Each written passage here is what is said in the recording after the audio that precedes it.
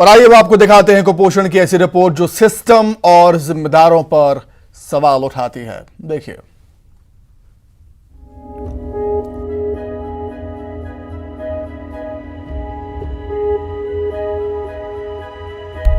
कुपोषण क्या होता है, इन तस्वीरों को देखने के बाद आपको किसी परिभाषा की जरूरत नहीं पड़ेगी।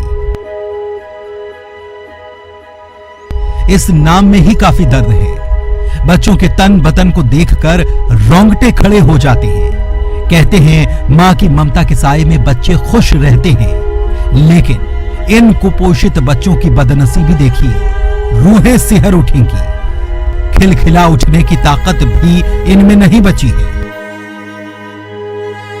और न बची है जोर से रो पाने की शक्ति। कुछ नहीं देता है, ना आंगनबाड़ी में कुछ मिलता है। कोई अधिकारी वगैरह आते हैं? नहीं आते हैं। श्योपुर जिले का विजयपुर इलाका गोलीपुरा गांव से ये तस्वीरें निकलकर आईं तो यकीन पक्का हुआ, नहीं तो सरकारी कागजात पर यह जिला तो कब का कुपोषण मुक्त हो चुका। सिर्फ इतना नहीं कि कुपोषण सिर्फ इसी गांव में है, कराहल और विजयपुर इलाके के 150 से ज्यादा आदिवासी गांव इसकी जद में हैं। गोलीपुरा, पैरा और लखनपुरा में 20 से ज्यादा बच्चे कुपोषित हैं। 4 बच्चे गंभीर श्रेणी में आते हैं। सरकारी बाबुओं को इतनी फुर्सत कहां कि वो इनकी सुध भी ले पाएं। ग्रामीणों को क्या क्या सुविधाएं मिल पाती हैं, आप सुन लीजिए। जैसे हम खोला रस ले गए, कोई पता नहीं करा, और सरकारी में कोई वो नहीं है, इसका इलाज कोई कुछ नहीं करता। आंगनबाड़ी से सामान मिलता है? नहीं, कुछ नहीं मिलता। बिल्कुल नहीं मिलता? नहीं। आंगनबाड़ी वाले देखने आए थे? नहीं, कोई नहीं देखा। अगर परिवार इन बच्चों का लालन पालन बेहतर तरीके से करना भी चाहे तो कितना कर पाएगा। उनकी जिंदगी की फटेहाल अवस्था ये चीख चीख कर बता रही है।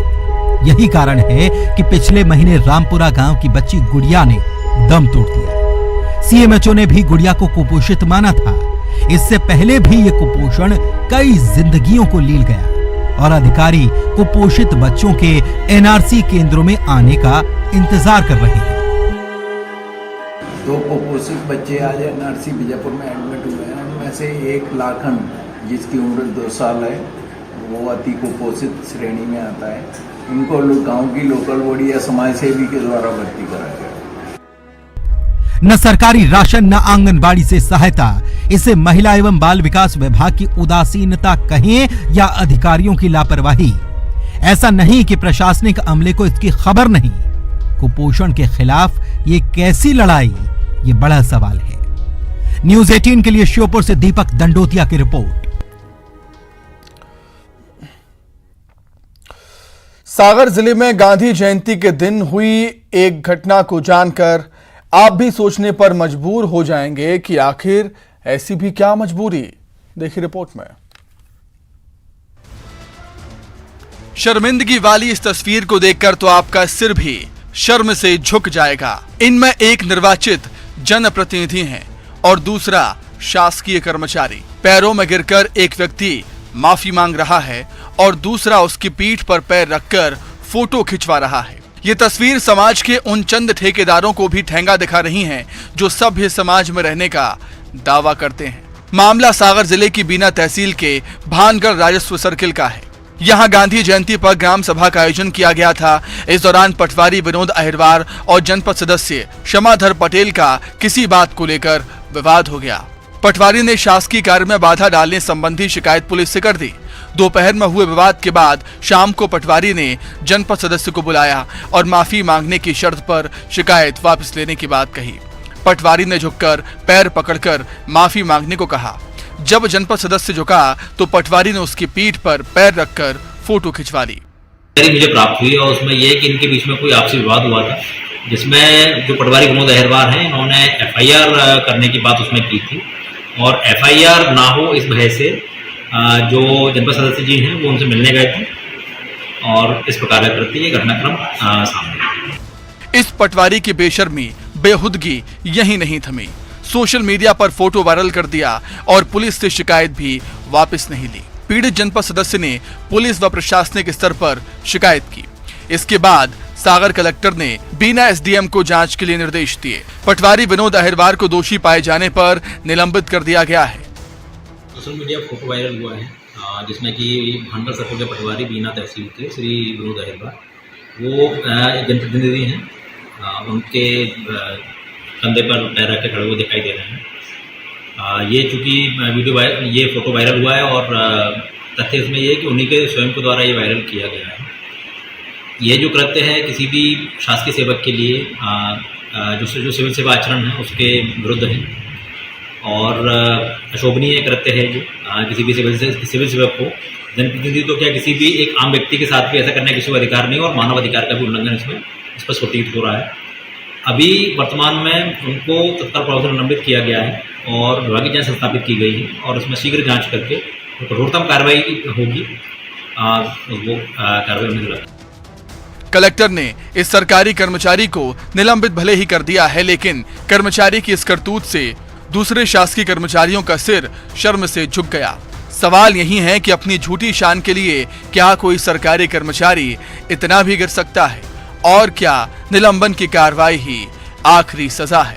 सागर से रशिद दुबे के साथ ब्यूरो रिपोर्ट, न्यूज़ 18। नवरात्रि के समापन दशहरा के मौके पर जबलपुर पुलिस ने पुंगीबाजों के खिलाफ मुहिम चलाई और उनको सबक सिखाया। पुलिस ने शरारती तत्वों के ही कान में पुंगी बजाकर ये नसीहत दी है कि यदि आप लोगों के कान के पास तेज आवाज में पुंगी बजाते हैं तो कैसा लगता है। गढ़ा थाना प्रभारी राकेश तिवारी ने सड़कों पर पुंगी बजाकर लोगों को परेशान करने वाले लड़कों की क्लास लगाई है। देखिए।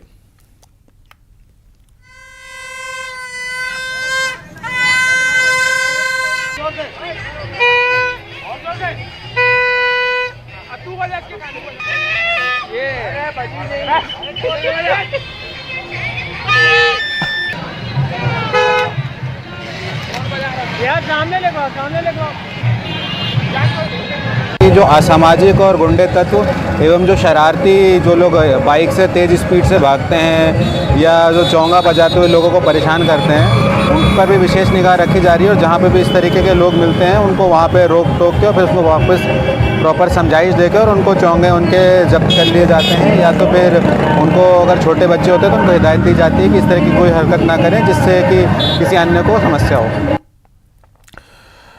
मंडला जिले में सर्व हिंदू समाज के लोगों ने सोशल मीडिया में हिंदू देवी देवताओं को लेकर अभद्र टिप्पणी करने को लेकर कोतवाली थाने का घेराव किया, प्रदर्शन किया।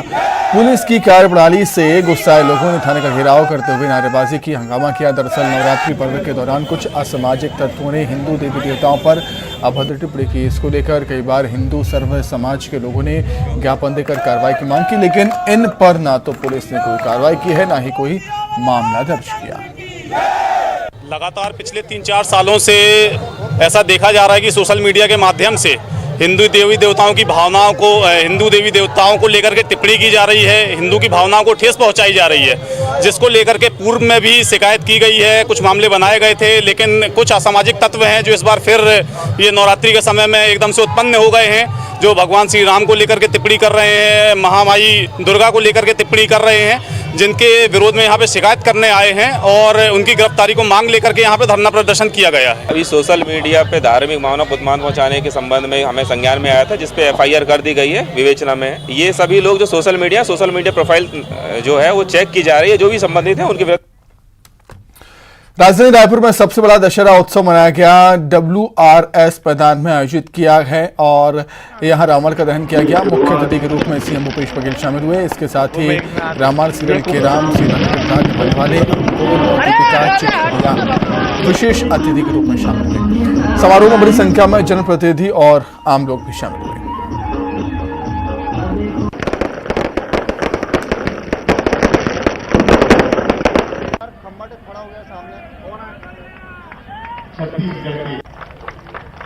वैसे छत्तीसगढ़ भगवान राम को राम बनाने में यदि सर्वाधिक किसी देश का योगदान रहा है तो छत्तीसगढ़ का, क्योंकि यहाँ की सरलता, यहाँ की सहजता, यहाँ की विनम्रता जो भगवान राम के चरित्र में दिखाई देता है, आज भी हमारे छत्तीसगढ़ के लोगों में वही सरलता, वही विनम्रता दिखाई देती है। और अरुण गोविल जी ने बहुत सारी बातें कही भगवान राम के चरित्र के बारे में, मैं उन बातों को दोहराना नहीं चाहता, लेकिन आज एक समय था जब दुष्ट प्रवृत्ति का होता था और जो अच्छे व्यक्ति हैं, सज्जन व्यक्ति हैं, उसमें सारी सज्जनता की गुण दिखाई देती थी। लेकिन आजकल ईश्वर ने ऐसा कुछ कर दिया है कि दोनों गुण अंदर आदमी के भीतर में है, उसमें सज्जनता भी है, दुर्जनता भी है। तो आज प्रतीक के रूप में हम रावण को, कुंभकर्ण को, मेघनाथ का दान तो कर रहे हैं, लेकिन ये संकल्प हमारा होना चाहिए कि हमारे अंदर की जो बुराई है, हमारे अंदर जो क्रोध है, लोभ है, मोह है, मत्सर है, हमारे अंदर जो घृणा है, हमारे अंदर जो हिंसा है, उन सबको समाप्त करें, ये इस अवसर पर संकल्प होना चाहिए। दशहरा के मौके पर पूरे छत्तीसगढ़ में बुराई पर अच्छाई की जीत के प्रतीक रावण दहन का आयोजन किया गया। विजयदशमी के मौके पर जगह जगह रावण, कुंभकर्ण और मेघनाथ के पुतलों का दहन किया गया।